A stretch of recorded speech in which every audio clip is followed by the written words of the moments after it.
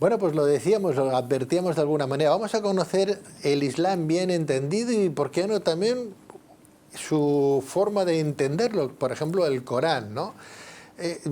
¿Asociamos Islam con terrorismo? Sí, pero lo hacemos mal también.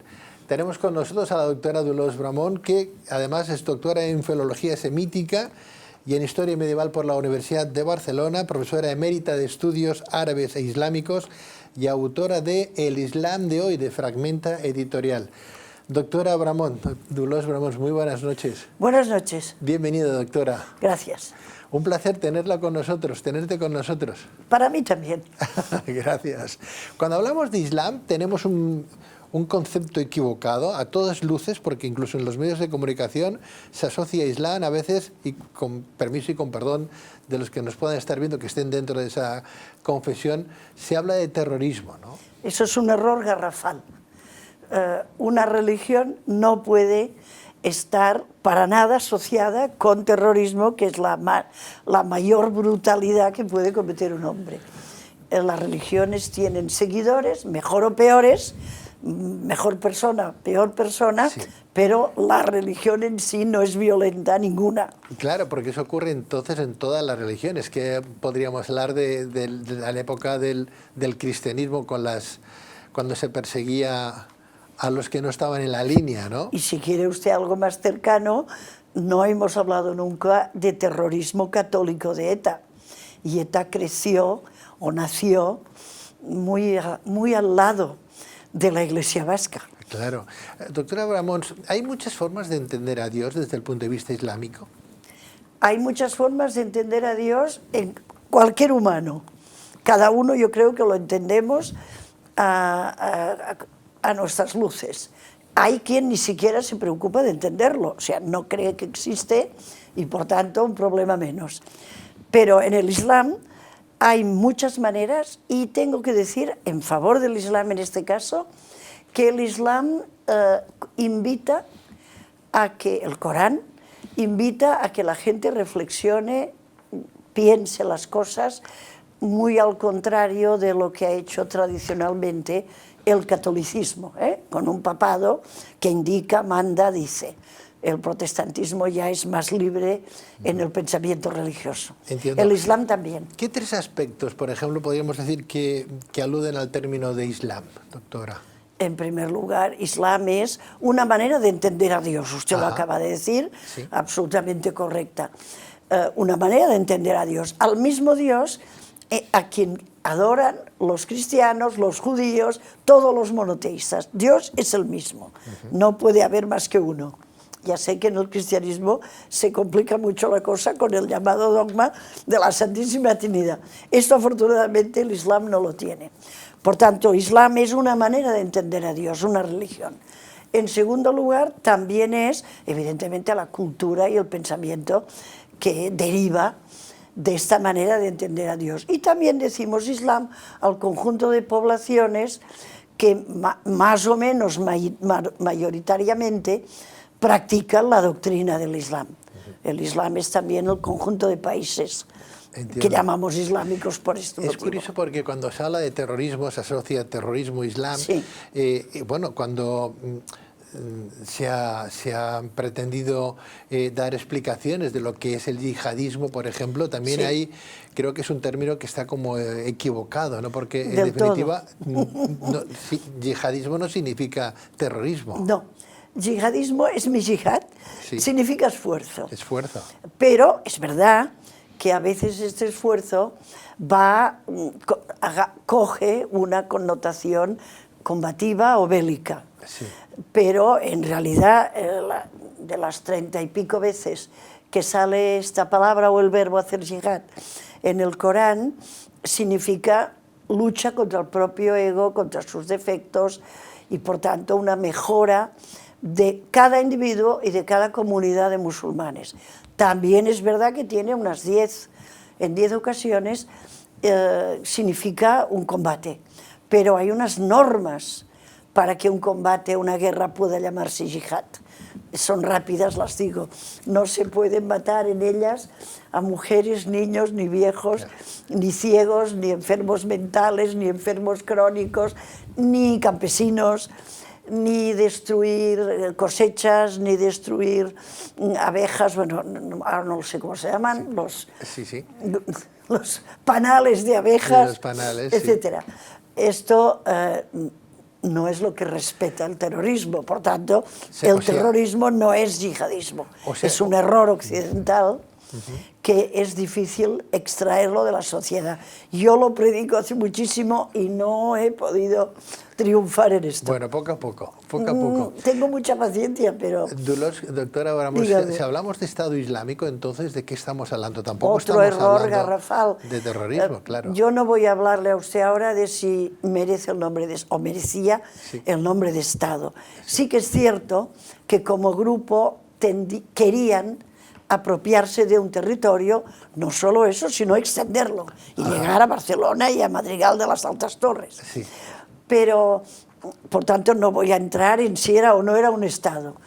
Evidentemente, islámico yo no lo puedo calificar así, porque lo que yo veo, lo que nos enseñaban ellos, no estaba de acuerdo con la doctrina del Islam, por tanto, no se puede llamar islámico. ¿Por qué ha llegado entonces a Occidente esa visión, nefasta visión de lo que es islamismo, ¿no?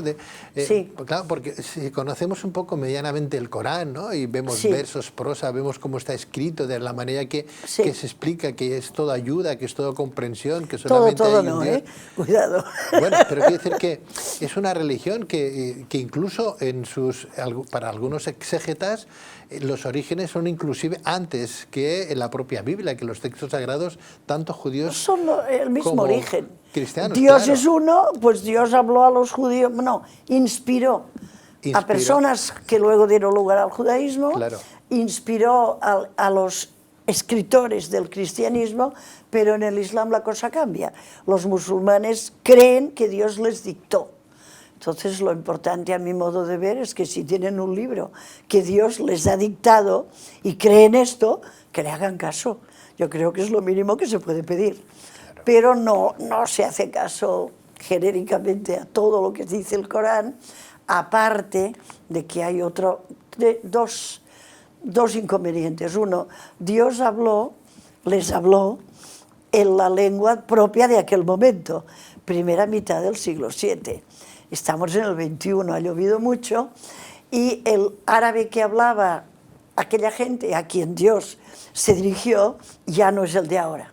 Claro. Por tanto, no toda persona que crea que habla árabe entiende el árabe del Corán. Ha cambiado totalmente o muchísimo. Es otro árabe. Es otro árabe, es un ya dialecto del árabe. ¿Eso significa entonces que tiene diversas interpretaciones? Sí.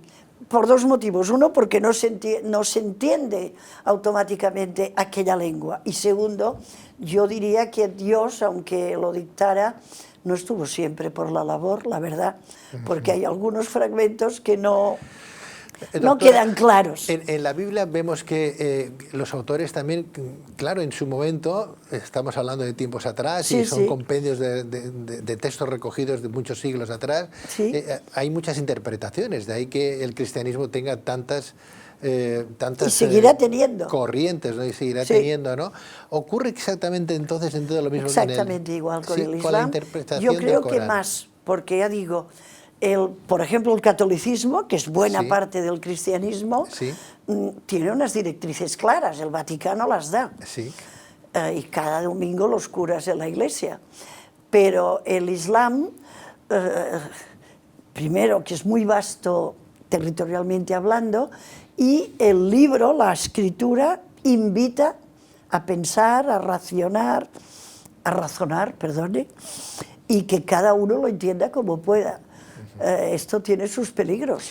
¿Qué relación existe entre Iglesia o Iglesia Católica e Islam, por ejemplo? Ninguna, ha sido siempre, bueno, ahora en teoría se habla de... un acercamiento. De acercamiento islamo-cristiano. Este Papa todavía no ha tenido tiempo de llevarlo a cabo, ¿eh? Sé que quiere, pero tiene tanto lío en su propia casa que me parece que tampoco le permiten hacer ahí mucho, voy. ¿no? Primero tiene que arreglar todo lo desarreglado que heredó.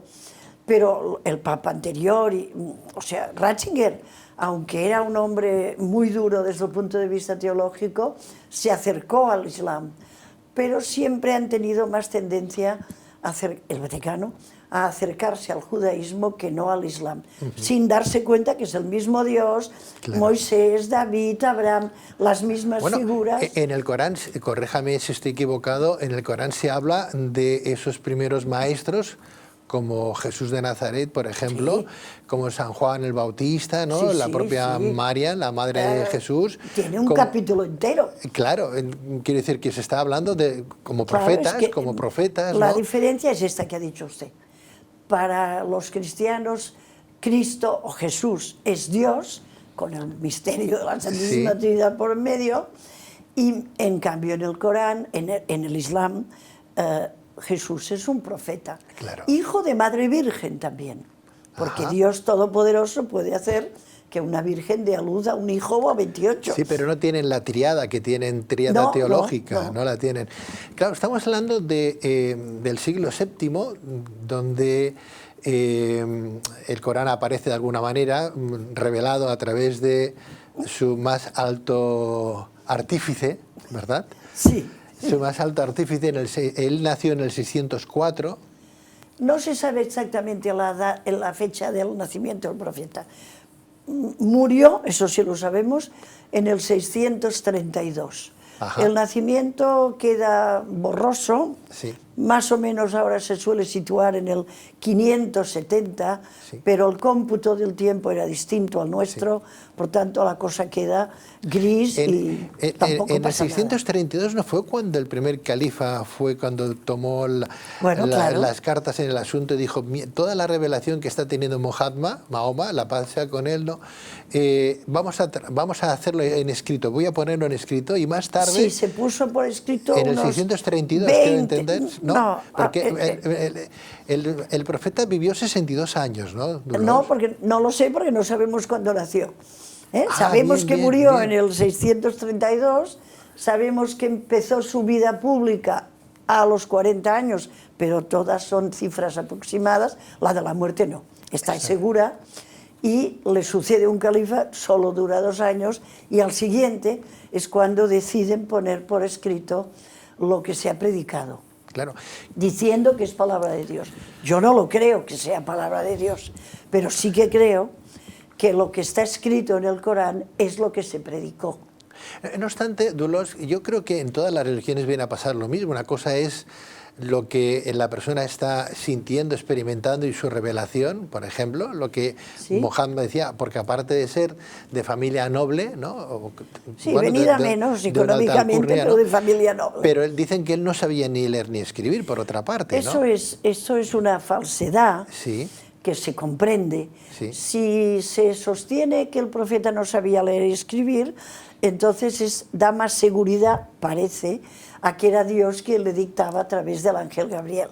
Si sabe escribir y leer, por la noche, la víspera, puede tomar notas. Entiendo. Por tanto, pero era comerciante a grandes empresas. Uno tiene que saber qué le deben, qué le pagan. Él no lo escribía, lo escribían sus acólitos. Muerto él. Exacto. Entonces, bueno, los que lo escuchaban memorizaban. Que eso era fácil hacer. Así es como se ha trasladado de alguna manera las enseñanzas del Corán, ¿no? Y todavía hoy la inmensa mayoría de musulmanes sabe el Corán de memoria. Pero que se lo sepan de memoria no significa que lo entiendan. Claro. Por ese desfase lingüístico del que hemos hablado hace un ratito. Claro, y estamos hablando de que son palabras que los que le acompañaban iban anotando de lo que él sentía o él decía. Pero hubo un tiempo donde no se utilizaban las vocales.